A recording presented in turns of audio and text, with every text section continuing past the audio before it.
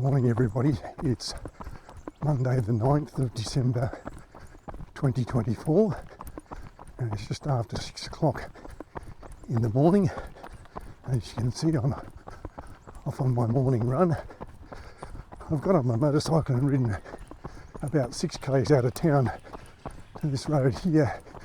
I've got a route in mind that is about 8 k's out and turn around and come back here, so hopefully I can get through all of that. Today I'm going to talk to you about super shoes, or magic shoes as I've called them, and I'm prompted to do this after reading an article in the Sydney Morning Herald on the weekend written by Sarah Berry, who is someone who writes a lot about fitness and health issues. I should own up and say that I don't own a pair of super shoes. I've never worn a pair. I've never even seen a pair except in photos and reviews. And so what I know about them is based on her article and other articles that I've read and reviews that I've watched.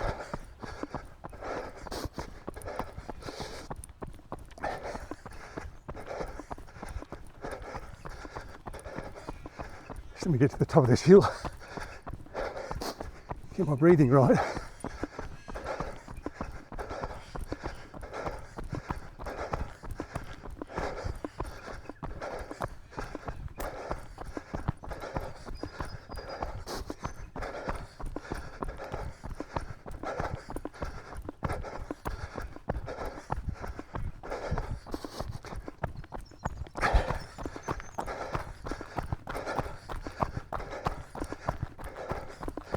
Now, before I get too deeply into the article and my opinions and so forth, a sobering statistic for you. According to Sarah Berry's article, in 2023,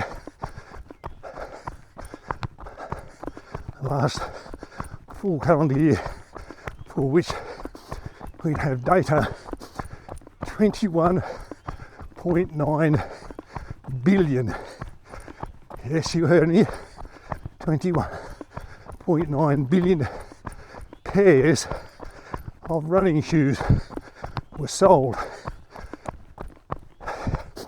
Now,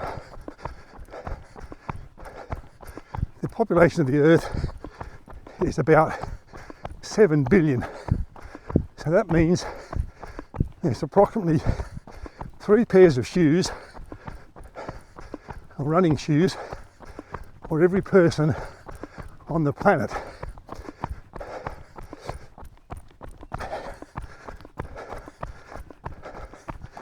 Now I admit to owning 2 pairs. I have 1 pair that I wear all the time. So, walking the dog, doing the gardening, going shopping, whatever, I wear them. And I have 1 pair that are running shoes that I'm wearing now, obviously, and whenever I'm running. But, as I say, according to that article, there will be 3 pairs for every person on the planet, and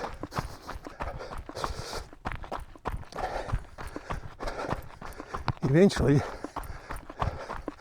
those shoes all wear out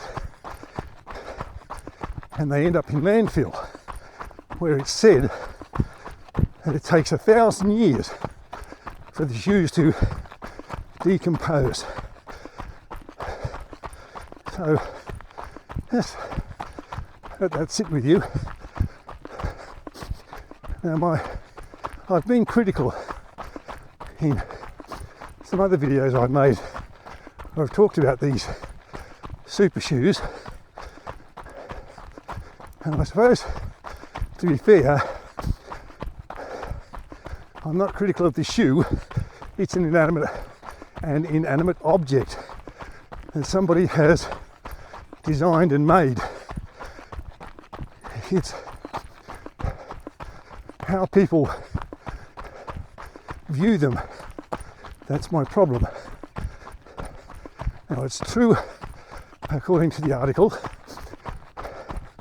that according to some research,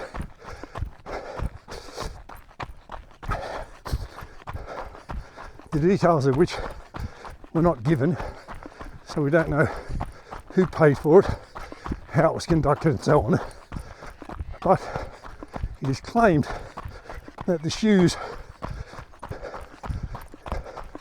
give a 4 to 5% improvement in performance, and that's not insignificant. But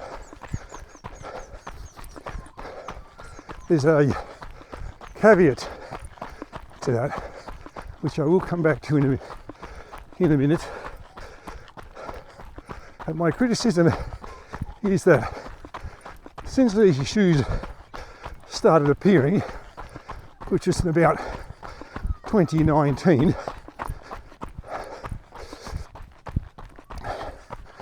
the times for marathon in particular have been falling.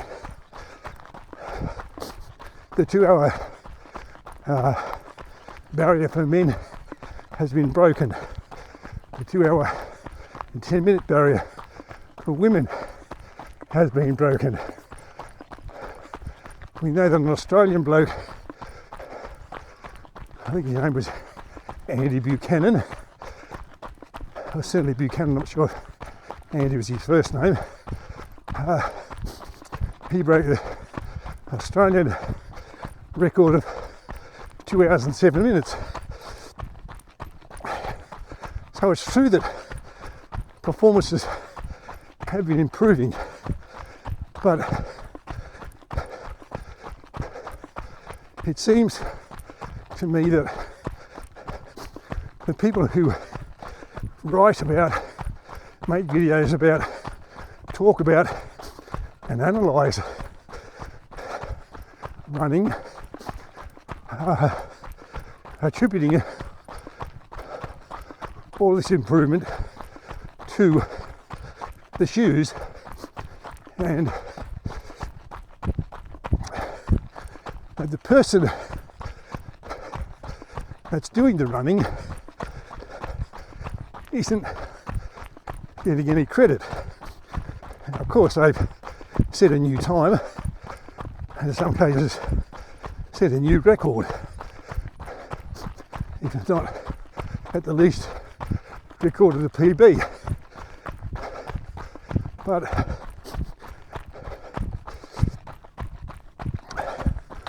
although I've never actually run a marathon myself, from everything that I've read about it and heard people talking about it, and what I know about running any distance at all, is that there are two battles. There's the physical battle. Have you done enough training? Are you physically fit enough and prepared enough? And then there's the mental battle. And at some point in your running, it might even be if you running 5k, you're going to get to the point where your mind is going to start, where you're going to start doubting yourself. And your body's going to feel like it wants to stop, and that's when you're going to draw on your mental reserves, draw on your resilience, your stamina, and your mental strength to say, I'm just going to keep going. I'm just going to keep running, and make yourself go the next kilometre or whatever. Now, I reckon, without knowing any of them, and ever having met any elite runners, I reckon that they would say to you that is a good portion of what has given them their success. And I just feel that the constant focus on the footwear takes away from the achievement of the individual. Now, that said, let me get on to some of the other points that she made in this article. She spoke to a number of people who were connected with companies that make these shoes, and in one case a bloke who was a physiotherapist was an ambassador for one brand, so I guess they've all got skin in the game.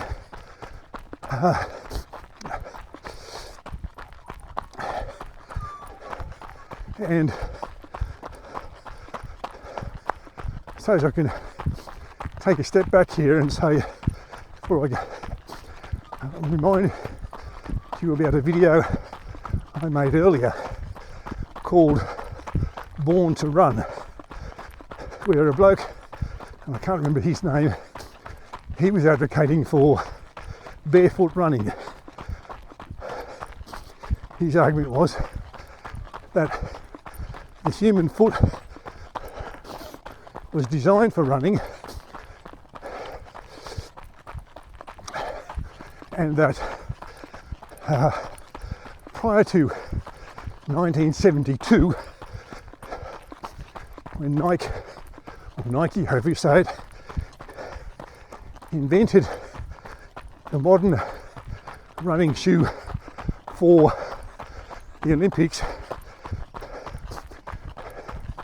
the sorts of problems that runners have these days didn't exist, because the shoes that they wore are mostly flat, had a very thin inner lining, and they allowed the foot to do what it's supposed to do.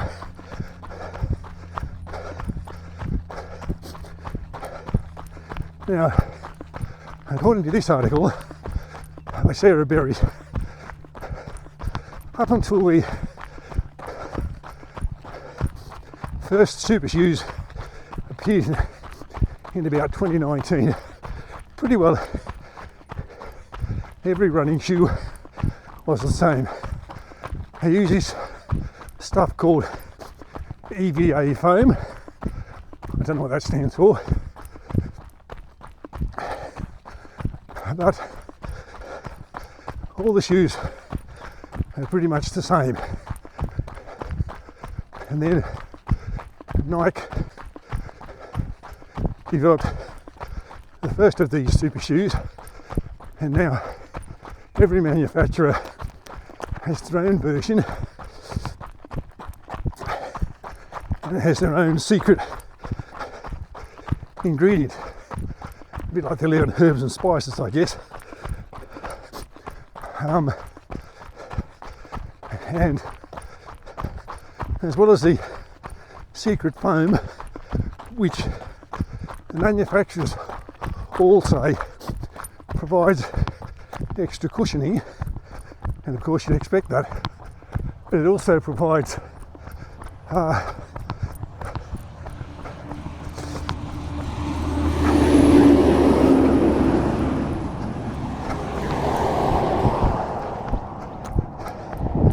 better rebound because of its springiness.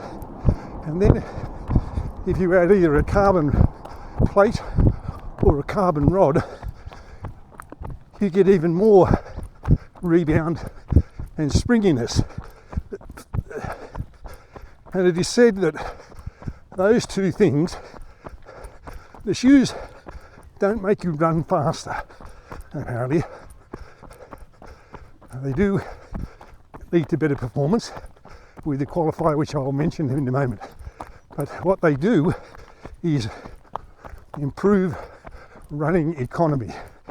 And what I understand that means is that you use less energy to run because the shoe, the foam and the plate are giving you more of a push, if you like, by the springiness and the rebound, both in the foam and the carbon plate. And in an earlier video, when I was talking about Ruth Shepard-Gedich, who won the Chicago Marathon, it is claimed that because women are lighter than men, they get a better benefit from the rebound and springiness because the foam isn't as fully compressed because there's less weight.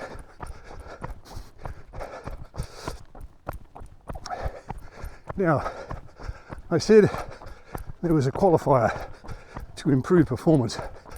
The research that she quoted, given what I said about it earlier, says that you can get between 4 and 5% improvement in performance, which is no mean thing, and certainly would make a difference between perhaps winning and finishing further down the order. But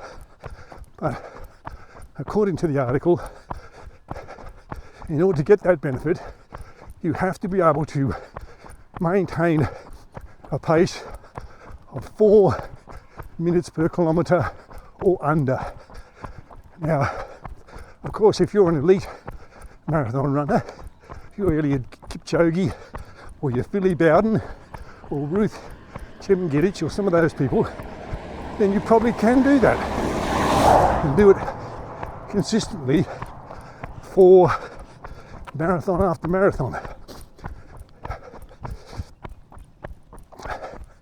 But there are lots of people, and I'm one of them, who, if every kilometre I run has a 5 something for it, then I'm happy with my performance. And yes, I'm 71 years old, so of course I ought to be happy with that. But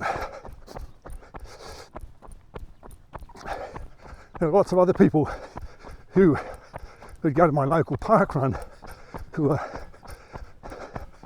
much younger than me, and they're not able to maintain even a 5 minutes per kilometre speed.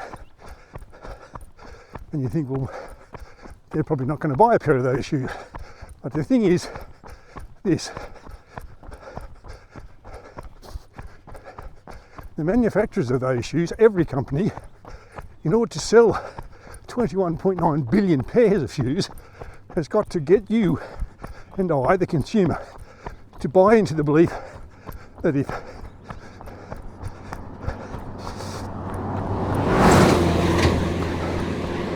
I buy a pair of these shoes, they will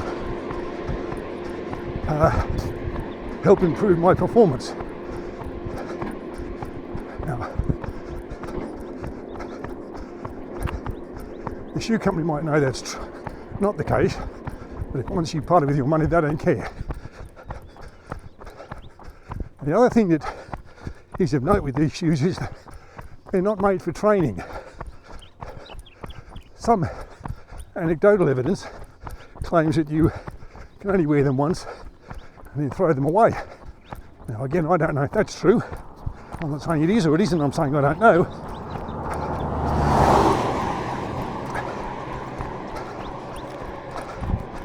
One of the brands mentioned in the article is a brand called On, which I've never heard of, but I looked them up and they were being quoted in Australian dollars as $998.99. So a grand all but. Now,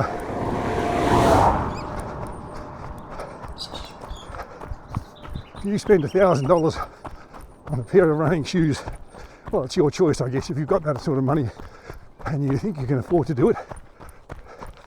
But you only wear them when you race,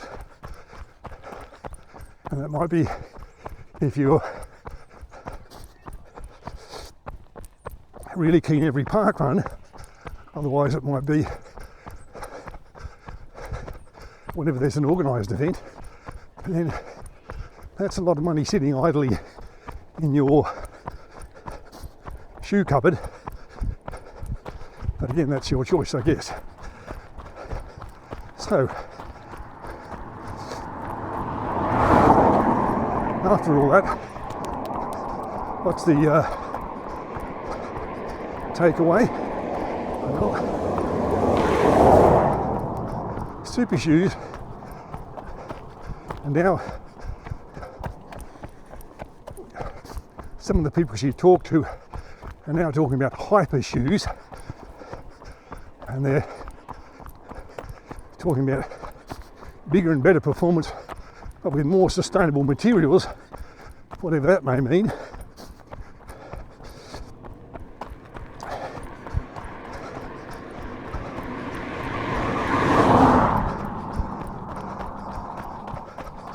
So the takeaway is that these super shoes that might cost you somewhere between, looking them up, $700 and $1,000 a pair, that are not made for your day-to-day running like this, that might give you an improvement in performance of between 4 and 5%, providing you can run it consistently over long distances, 10, 20, 30, 40 or more kilometres regularly.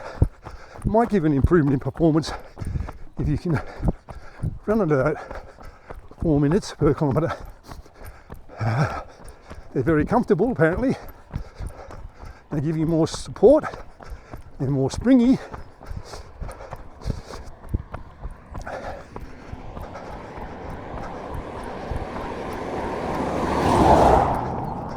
By themselves, they won't make you run any faster.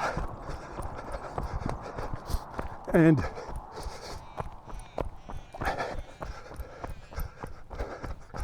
when you see the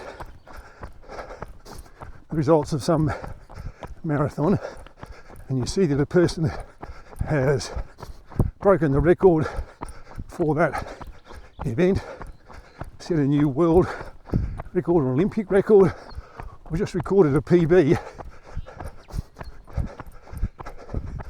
Instead of, and perhaps you don't do this, and I don't, but the people who write about these events do. Instead of the next thing they write about is what brand of shoes the person wore and what model.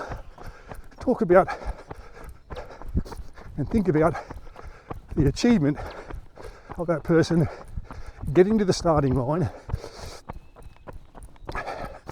getting going, hitting the wall whenever that is, about 35 k's maybe, and still pushing through and getting to the finish line, and chalk that up to grit, determination, mental strength, resilience, whatever you want to call it. And then maybe somewhere after that, you can talk about who their shoe sponsor is, what brand and model of shoe they were wearing. All right, well, thanks for watching, listening to this diatribe. Still got quite a ways to go, so I might come back occasionally and just show you the scenery and where I am and whatever. But thanks for watching and listening. If you have a comment, you know what to do, and I will respond when I become aware of it.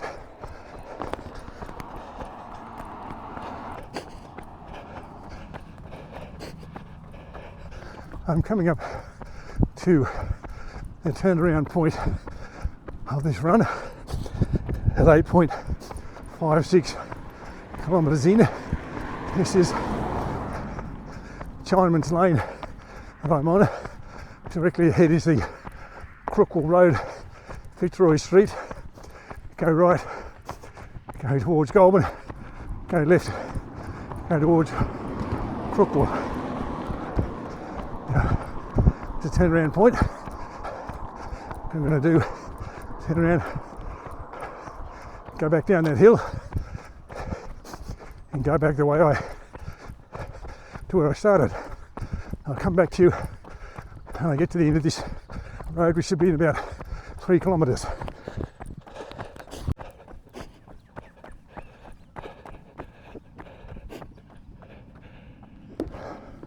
I'm coming up on the intersection of Chinaman's Lane and I think it's called Weo Road. It's 12 kilometres in, and I've got about a park run distance to go. It's called Range Road, I beg your pardon, here. Taking a right hand turn, and as I said, I've got about a park run distance to go to get back to where I started from.